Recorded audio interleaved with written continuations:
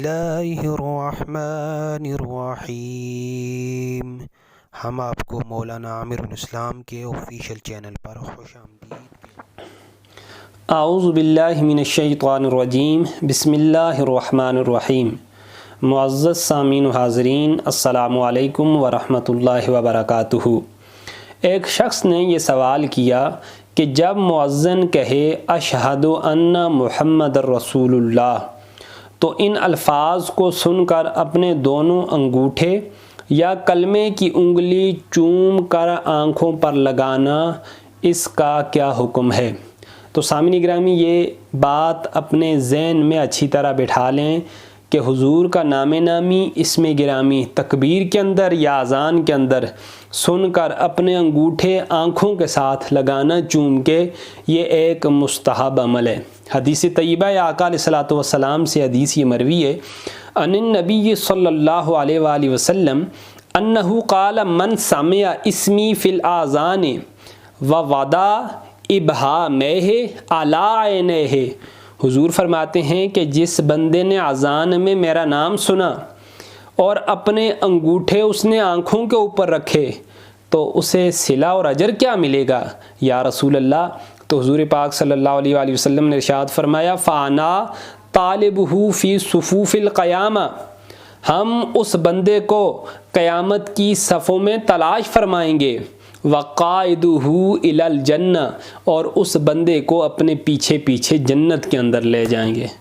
اللہ اکبر۔ امام سخاوی نے بھی حضرت سیدنا صدیق اکبر کے متعلقہ ایک روایت لکھی۔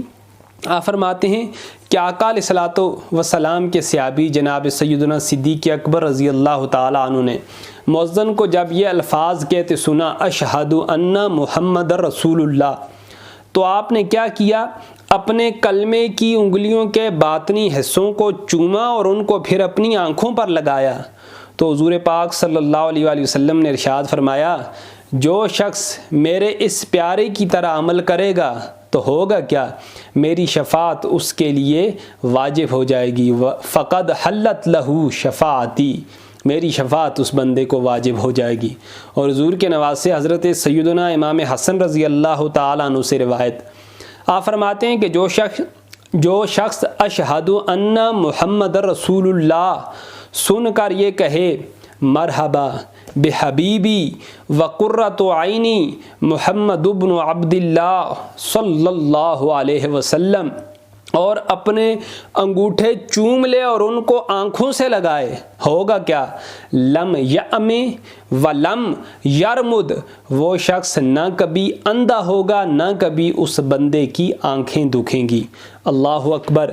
ان تمام احادیث کا نچوڑ اور خلاصہ یہ بات نکلتی ہے کہ آقا علیہ الصلوۃ والسلام کے پیارے صحابہ کی یہ سنت رہی ہے کہ جب آقا علیہ الصلوۃ والسلام کا نام نامی، اسم گرامی وہ سنتے تو اپنے انگوٹھوں کو چومتے اور آنکھوں سے لگاتے، اور اس کے فوائد دینی اور دنیاوی بے شمار ہیں۔ سب سے بڑی بات، کل آقا علیہ الصلوۃ والسلام اس بندے کو ڈھونڈیں گے اور ان 120 صفوں میں سے تلاش کر کے اپنے پیچھے پیچھے جنت میں لے جائیں گے۔ حضور اس بندے کی کل شفاعت فرمائیں گے۔ اور دنیاوی فائدے کیا ہیں؟